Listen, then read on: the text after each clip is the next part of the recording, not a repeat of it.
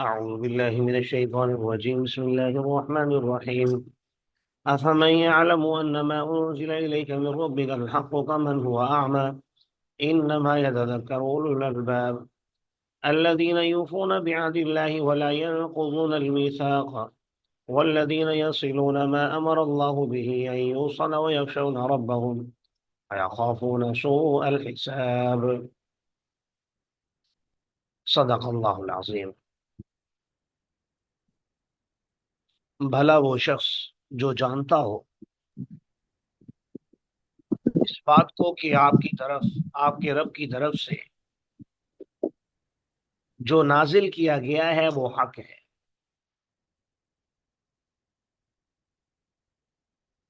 افمن یعلم، بھلا وہ شخص جو جانتا ہو اس بات کو کہ آپ کی طرف، آپ کے رب کی طرف سے جو کچھ نازل کیا گیا ہے وہ حق ہے. اس شخص کی طرح ہو سکتا ہے جو نابینا ہو. کمن ہوا اعمى، اس شخص کی طرح ہو سکتا ہے جو نابینا ہو. انما یتذکر اولو الالباب، سوائے اس کے نہیں نصیحت حاصل کرتے ہیں عقل مند لوگ. اس رکوع میں اللہ تبارک و تعالی نے اہل ایمان کی صفات ذکر فرمائی ہیں اور ان پر ہونے والے انعامات کو بھی بیان فرمایا ہے، اور اس کے ساتھ ساتھ جو بے ایمان لوگ ہیں، اللہ کے ساتھ کیے ہوئے عہد کو توڑنے والے ہیں، تو ان کی اس نقض عہد کو بھی ذکر فرمایا ہے، اور پھر ان پر جو اللہ تبارک و تعالیٰ کی طرف سے ناراضگی ہے یا جو بھی سزا کی شکل ہے اس کی طرف بھی اشارہ فرمایا ہے. ایمان والوں کی صفات بیان کرنے سے پہلے ایک آیت ذکر کی ٹائٹل کے طور پر، جس میں فرمایا کہ اہل علم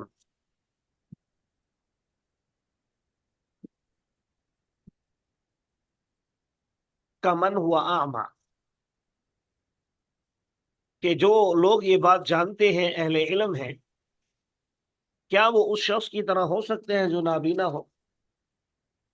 حالانکہ حق کے مقابلے میں باطل آتا ہے، اہل علم کے مقابلے میں جاہل آتا ہے، جہلا آتے ہیں، لیکن اللہ تبارک و تعالیٰ نے گویا ایسے شخص کو جو ہدایت حاصل جس نے نہ کی ہو اور کرنے کی جستجو بھی نہ ہو، ایسے شخص کو نابینا سے تعبیر کیا ہے، اندھے سے.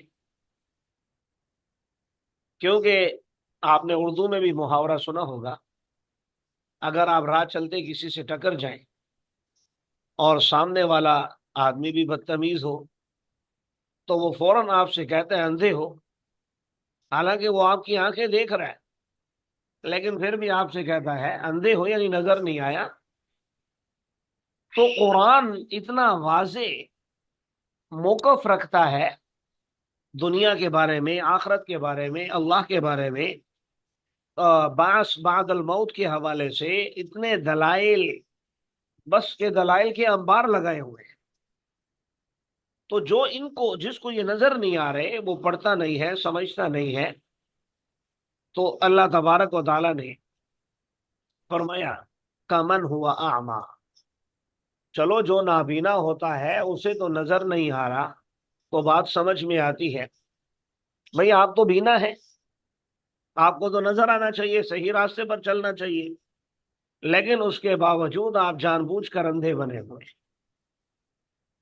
تو فرمایا انما یتذکر اولو الالباب، اس سے نصیحت وہ لوگ حاصل کرتے ہیں جو عقل مند ہوتے ہیں. عقل مند سے مراد یہاں پر وہ لوگ ہیں جو قرآن کی گہرائیوں میں غوطے لگا کر موتی نکالتے ہیں اور ان پر پھر اپنی زندگی میں عمل پیرا بھی ہوتے ہیں. تو آگے اب اللہ تبارک و تعالیٰ نے اولو الالباب، ان کی صفات بیان فرمائی ہے، یا پہلے جس شخص کا ذکر کیا جو یہ جانتا ہے کہ یہ قرآن حق ہے، ان کی صفات. کیونکہ دنیا کے اندر آپ جانتے ہیں ہر چیز کے پیمانے الگ الگ ہیں. اب ظاہر ہے دنیا کی نظر میں تو عقل مند انسان وہ ہے جو پیسہ زیادہ کما رہا ہو، جو ترقی کی منازل جلد از جلد طے کرتا چلا جا رہا ہو، تو کہتے ہیں یہ بڑا سمجھدار ہے. جو کسی معاملے میں اپنے آپ کو نقصان سے بچا لے اسے سمجھدار کہتے ہیں. لیکن قرآن اور حدیث کی نظر میں ایسے شخص کو عقل مند نہیں کہتے. قرآن اور حدیث کی نظر میں کس کو کہتے ہیں؟ تو ایک تو یہ صفات آپ پڑھیں گے، اسے بھی سمجھ میں آئے گا. اور دوسرا حدیث مبارکہ میں آپ صلی اللہ علیہ وسلم نے بھی ارشاد فرمایا، الکیس من دان نفسہ وعمل لما بعد الموت، او کما قال، فرمایا تم میں سے عقل مند انسان وہ ہے جو سب سے پہلے تو اپنے نفس کو اپنے تابع کر لے، خود نفس کا بندہ نہ بن جائے، خواہشات کا بندہ نہ بن جائے، بلکہ خواہشات کو اپنے تابع کر لے، اپنے نفس کو جھکا لے. اور دوسرا وعامل لما بعد الموت، اور اپنی زندگی میں وہ کام کرے جو اسے مرنے کے بعد کام آئیں گے. اب وہ کام کون سے ہیں اللہ تعالیٰ نے آگے ڈیٹیل بیان کی ہے. ترجمہ دیکھیے، انشاءاللہ باتیں ساتھ ہی سمجھ آتی جائیں گی. الذین یوفون بعہد اللہ، سب سے پہلی چیز یہ ہے کہ وہ اللہ کے عہد کو پورا کرتے ہیں. ولا ينقضون المیثاق، اور عہد کو توڑتے نہیں. مختصر میں وضاحت بھی کرتا چلا جاؤں گا تاکہ بات سمجھ میں آ جائے. تو اللہ کے عہد سے مراد ایک تو عالم ارواح والا عہد ہے، جب اللہ تعالیٰ نے لیا الست بربکم، کیا میں تمہارا رب نہیں ہوں، تو تمام لوگوں نے یک زبان ہو کر کہا بھلا کیوں نہیں، آپ ہی ہمارے رب ہیں. ایک تو اور کئی لوگ اس دنیا میں آ کر اس عہد کو بھول گئے. اور ایک عہد ہم اپنے کلمے سے بھی کرتے ہیں، اشہد ان لا الہ الا اللہ واشہد ان محمدا عبدہ ورسولہ، یا واشہد ان محمد رسول اللہ، کہ میں گواہی دیتا ہوں کہ اللہ ایک ہے، اور گواہی دیتا ہوں کہ محمد صلی اللہ علیہ وسلم اللہ کے رسول ہیں. اب یہ دو جملے آپ سے بہت کچھ تقاضا کرتے ہیں، بہت سے عہد آپ کو یاد دلاتے ہیں. تو ان پر عمل پیرا ہونا، یہ عہد کو پورا کرنا ہے، یوفون بعہد اللہ ہے. اور ان کو پورا نہ کرنا یہ والا ینقضون المیثاق ہے، یہ عہد کو توڑنا ہے. جی، اور یہ دو باتیں ہو گئیں. تیسرا عہد ظاہر ہے جو انسانوں کا ہے وہ بھی اس میں داخل ہے. کئی جگہوں پر اس کی تلقین ملتی ہے، آپ پڑھیں گے انشاءاللہ. نبی کریم صلی اللہ علیہ وسلم نے تو عہد توڑنے کو منافق کی علامت قرار دیا ہے. علامت المنافق ثلاث، اذا حدث کذب، جب بات کرے تو جھوٹ بولے، اذا حدث کذب واذا وعد اخلف، جب وعدہ کرے تو وعدہ خلافی کرے، واذا خاصم فجر، جب جھگڑا کرے تو گالیاں دے، واذا اؤتمن خان، جب اس کے پاس امانت رکھی جائے تو خیانت کرے، واذا عاہد غدر، جب کسی سے معاہدہ کرے تو عہد شکنی کرے. تو گویا اللہ کے عہد کے تحت بندوں کے عہد بھی اس میں شامل ہو گئے کہ وہ توڑنا بھی کوئی عقل مند لوگوں کی نشانی نہیں ہے. تیسری چیز والذین یصلون ما امر اللہ بہ ان یوصل، وہ لوگ جو ملاتے ہیں اس چیز کو جس کے بارے میں اللہ نے حکم دیا ہے کہ اسے ملایا جائے. اللہ تبارک و تعالیٰ نے کن چیزوں کو ملانے کا حکم دیا ہے؟ تو آپ جانتے ہیں سب سے پہلے اس میں رشتہ داری ہے، کہ اللہ تبارک و تعالیٰ نے رشتہ داری کو جوڑنے کا حکم دیا ہے. روایات میں آتا ہے قیامت کے دن پل صراط کی ایک جانب اللہ تبارک و تعالیٰ اس کو کھڑا کریں گے، رشتہ داری کو، اور اس کو شکل بھی عطا فرمائیں گے. عالم امثال میں ظاہر ہے اس کی شکل ہے کوئی نہ کوئی. اور پھر جس نے اسے ملایا ہوگا تو روایات میں آتا ہے اللہ تبارک و تعالیٰ اس کو جنت میں داخل فرما دیں گے. اور جس نے قطع تعلق ہی اختیار کی ہوگی، رشتہ داری کو کاٹا ہوگا، تو اس وقت پھر یہ رشتہ داری اللہ تعالیٰ سے یہ التجا کرے گی کہ اس نے مجھے قطع کیا تھا، آپ اسے قطع کیجیے، اس نے مجھے توڑا تھا، آپ اسے توڑیے، اور پھر اسے جہنم میں ڈال دیا جائے گا۔ اس لیے رشتہ داری کے معاملے کو ہم لوگ جتنا ہلکے میں لیتے ہیں اپنے معاشرے میں، اتنا ہلکا نہیں لینا چاہیے، بلکہ جھک جانا چاہیے اور سامنے والے کی بات مان لینی چاہیے اور اس کا خیال کرنا چاہیے، اس کے لیے نہیں، اپنے لیے، کہ میری آخرت کہیں خراب نہ ہو جائے۔ بہرحال یہاں صرف رشتہ داری کی بات نہیں ہے، سب چیزیں اس میں شامل ہیں۔ خلاصہ یہ کہ جن تعلقات کا قائم رکھنے کا اللہ نے حکم دیا ہے انہیں قائم رکھا جائے، اور جن تعلقات کو ختم کرنے کا حکم دیا ہے ان کو ختم کیا جائے۔ اور ختم کرنے کا ظاہر وہی حکم ہوگا جہاں شریعت پامال ہوتی ہے، جہاں شریعت کا حکم ٹوٹتا ہو تو وہاں آپ تعلقات سے دستبردار ہو سکتے ہیں، وہاں آپ کو شرعاً اجازت ہے۔ چوتھی چیز، وَيَخْشَوْنَ رَبَّهُمْ، اور وہ اپنے رب سے ڈرتے ہیں، وَيَخَافُونَ سُوءَ الْحِسَابِ، اور وہ ڈرتے ہیں برے حساب سے بھی۔ تو خشیت الہی یہ عقل مند لوگوں کی صفت ہے، اور اس کے ساتھ ساتھ وہ آخرت کے عذاب سے بھی ڈرتے ہیں۔ حساب آپ جانتے ہیں قرآن پاک میں دو طرح کا ذکر کیا ہے، حدیث نبویہ میں بھی، یعنی قرآن و حدیث میں ہے، حساباً یسیرا اور حساباً عسیرا عین کے ساتھ، یعنی مشکل حساب اور آسان حساب۔ اس کی وضاحت میں ہم عائشہ رضی اللہ تعالیٰ عنہ کی ایک حدیث مجھے یاد آ گئی، پڑھی تھی میں نے کہیں کہ آپ نے پوچھا تھا آپ صلی اللہ علیہ وسلم سے، یا رسول اللہ، یہ قرآن حساباً یسیرا کہہ رہا ہے تو یہ کون سا ہے؟ تو آپ صلی اللہ علیہ وسلم نے ارشاد فرمایا، حساباً یسیرا سے مراد وہ حساب ہے جس کا اعمال نامہ دیکھا جائے اور پھر اس کی کوتاہیوں سے صرف نظر کر کے اسے کہا جائے چل جنت میں داخل ہو جا، یہ ہے حساباً یسیرا۔ اور حساب عسیر یہ ہے، حدیث کے الفاظ ہے مناقشہ۔ مناقشہ کا مطلب پوچھ گچھ۔ فرمایا جس سے پوچھ گچھ شروع ہو گئی کہ یہ کام کیوں کیا تھا، یہ کام کیوں نہیں کیا تھا، یہ والا اس طرح کیوں کیا تھا، یہ جس سے حساب کتاب شروع ہو گیا تو فرمایا پھر وہ پھنس گیا۔ اللہ تعالی ہم سب کو قیامت کے دن حساب یسیرا کے بجائے میں تو یہ کہتا ہوں کہ بغیر حساب کتاب کے جنت میں داخلہ عطا فرمائے۔ آمین آمین جی آگے پانچویں صفت بیان فرمائی، والذین صبروا ابتغاء وجہ ربہم، وہ لوگ جو صبر کرتے ہیں، اور صبر کرنے کا مقصد اپنے رب کی رضا کو تلاش کرنا ہوتا ہے۔ وجہ کا ایسے معنی ہوتا ہے چہرہ، لیکن قرآن میں جہاں یہ اللہ کے لیے آتا ہے تو عام طور پر اللہ کی عزت، اللہ کی رضا، اللہ کی خوشنودی، یہ چیزیں مقصود ہوتی ہیں۔ اور اس کی اردو میں مثال بھی آپ کو ملتی ہے کہ جب آپ کو کوئی اپنا دیکھ رہا ہو، ماں باپ میں سے، بہن بھائیوں میں سے، یا جس کو بھی آپ چاہتے ہیں زیادہ، آپ کا محبوب، تو اس کے سامنے آپ اچھے سے اچھا عمل کرنا چاہتے ہیں۔ کیوں؟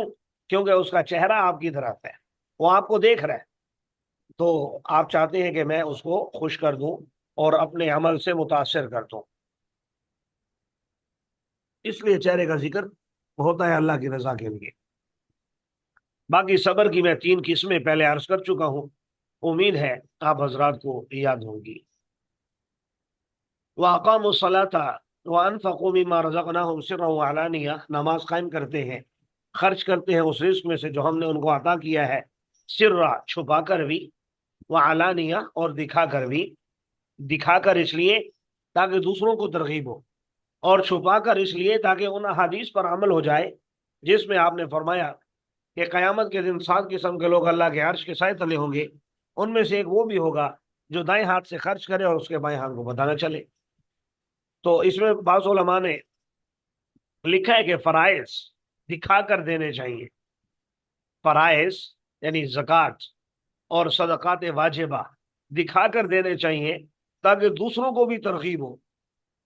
और जो सदक़ात नाफिला है वो छुपा कर देने चाहिए, क्योंकि वो आप सिर्फ फर्ज अदा नहीं कर रहे, बल्कि अपने रब की खुशनुदी के लिए। ज़कात भी रब की खुशनुदी के लिए, लेकिन वो फर्ज है। लेकिन बाकी जो आप कर रहे हैं वो सिर्फ और सिर्फ अल्लाह की रजा के लिए है, तो वो छुपा कर होना चाहिए।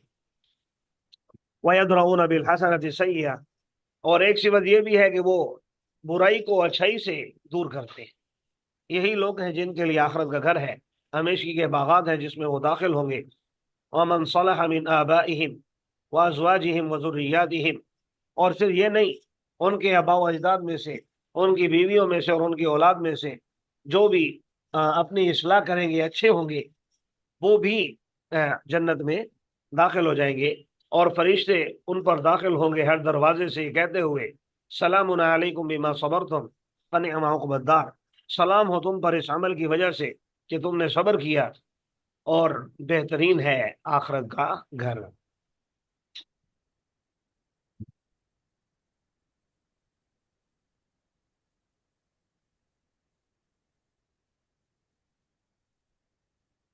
वल्लज़ीना यनक़ुज़ूना अहदल्लाहि मिन बअदि मीसाक़िही, जैसा कि मैंने ऊपर अर्ज किया था कि पहले नेक लोगों का और उन पर इनामात का जिक्र फरमाया, और फिर आहद तोड़ने वालों का।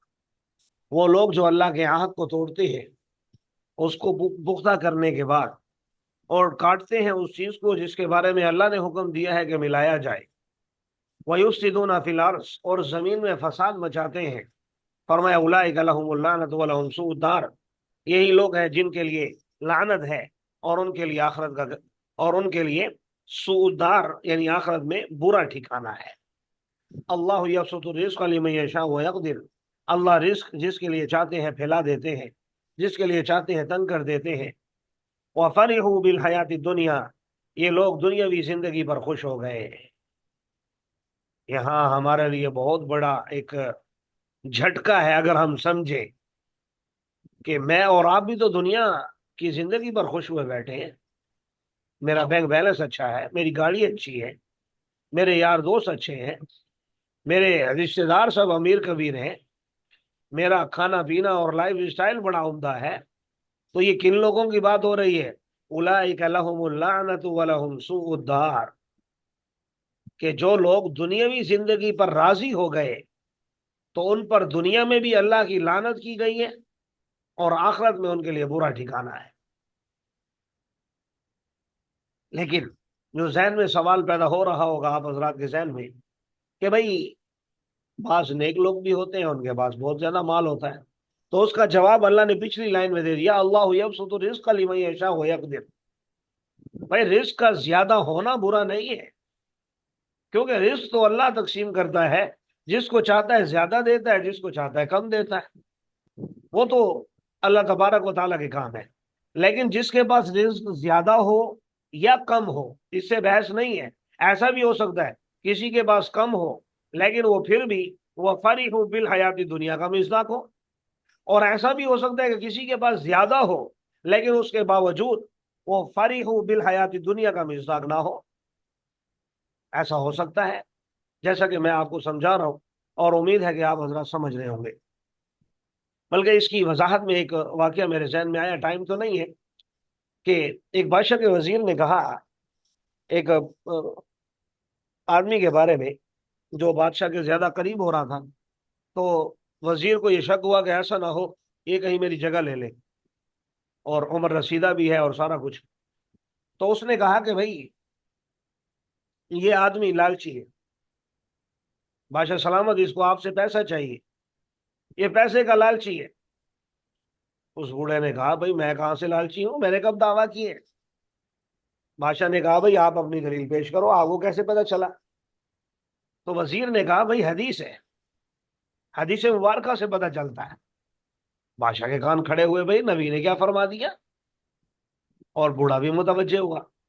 तो उसने कहा कि नबी करीम सल्लल्लाहु अलैहि वसल्लम की हदीस है, आदमी जैसे जैसे बूढ़ा होता है, उसमें दो चीजों की हिर्स, दो चीजें जवान होती है। एक माल की हिर्स, ایک عمر کی حرص، تھوڑا سا اور جی لوں، تھوڑا سا اور جی لوں، تھوڑا سا اور کما لوں. تو فرمایا اب یہ مجھ سے بڑی عمر کا ہے تو اس میں مجھ سے زیادہ لالچ ہے.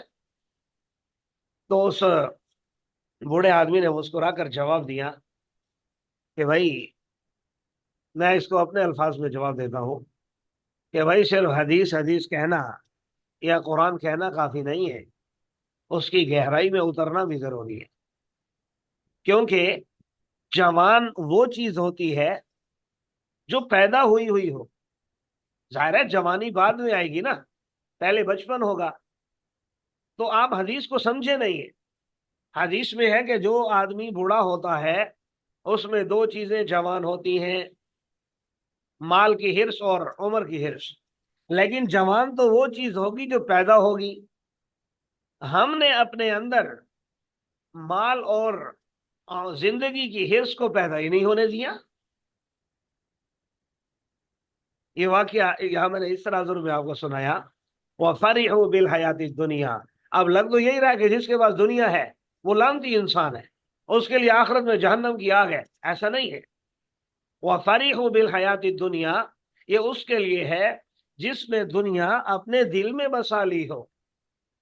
جس نے دل میں نہیں بسائی، بس اس کو ایک دنیا کی حد تک رکھا ہوا ہے کہ میری ضروریات ہے، تو کوئی بات نہیں. وَمَا الْحَيَاةُ الدُّنْيَا فِي الْآخِرَةِ إِلَّا مَتَاعٌ. اور نہیں ہے دنیاوی زندگی آخرت کے مقابلے میں مگر تھوڑا سا سامان. اللہ تعالی ہم سب کو عمل کرنے کی توفیق عطا فرمائے.